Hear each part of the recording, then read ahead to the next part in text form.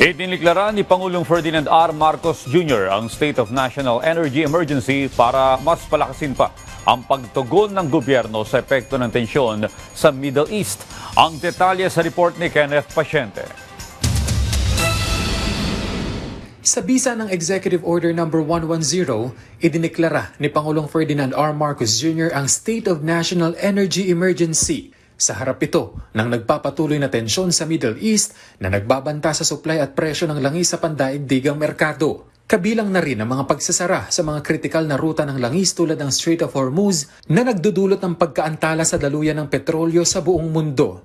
Ayon sa kautusan, may rektang epekto ito sa bansa na posibleng magdulot ng kakulangan sa enerhiya. Lalo't bilang isang net importer ng langis, nananatiling umaasa ang Pilipinas sa supply mula sa ibang bansa, kaya't mas apektado sa pagtaas ng presyo at kakulangan ng supply.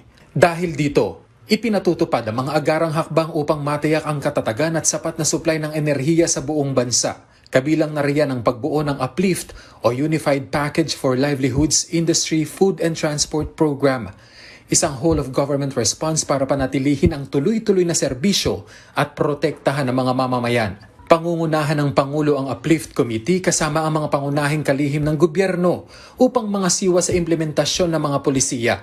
Kabilang sa mga tungkulin nito ang pagtiyak sa tuloy-tuloy na supply ng langis, pagkain, gamot at iba pang pangunahing pangangailangan. Pagpapanatili ng operasyon ng transportasyon, mga ospital, utilities at iba pang kritikal na serbisyo. Pangalagaan ang katatagan ng ekonomiya habang pinoprotektahan ang vulnerable sector laban sa epekto at matitinding pagkaantala na dulot ng patuloy na krisis sa Middle East. Pagtiyak sa agaran, episyente at walang sagabal na paghahatid ng mga serbisyong pampubliko kabilang ang pagpapabilis at pagpapasimple ng lahat ng proseso. Gayon din ang pagbuo ng mga pamatagalang solusyon at estratehiya sa demand upang mapababa ang konsumo ng mga produktong petrolyo sa mga kabahayan, maging sa commercial, industrial at public utility sectors.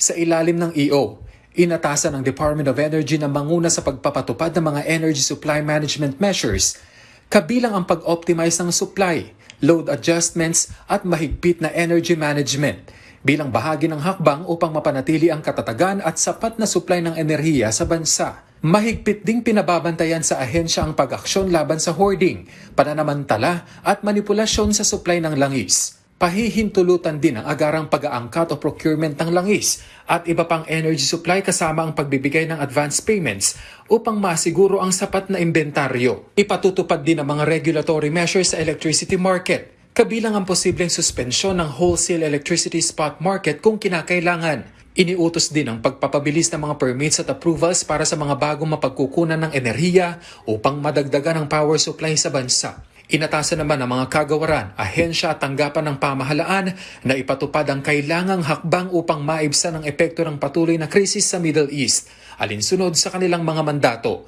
Ang DOTR ang naatasan para suportahan ang public transport sector sa pamamagitan ng pagbibigay ng fuel subsidy, pagpapatupad ng libreng sakay, gayon din ang pagtiyak na mababawasan ang transport cost sa mga pampublikong sasakyan. Inatasan ng DSWD na pabilisin ang paglalabas ng tulong at magbigay ng suportang pangkabuhayan sa mga apektadong sektor, kabilang ang mga manggagawa, magsasaka, mangingisda at iba pang vulnerable group. Pagbabantay at pagkontrol sa labis sa pagtaas ng presyo ng mga pangunahing bilihin ng TOCA sa DTI at pagpapatupad ng mga programa para suportahan ang mga negosyo. Dapat namang matiyak ng DA ang sapat na supply ng pagkain at mga agricultural input sa abot kayang presyo at magpatupad ng mga hakbang at programa upang suportahan ang mga magsasaka at mangingisda. TOCA sa DMW ang matiyak ang kaligtasan at agarang pag-uwi ng mga OFW ang apektado ng krisis at magbigay ng tulong pinansyal at suporta sa kanilang muling pagbangon at pagtatrabaho.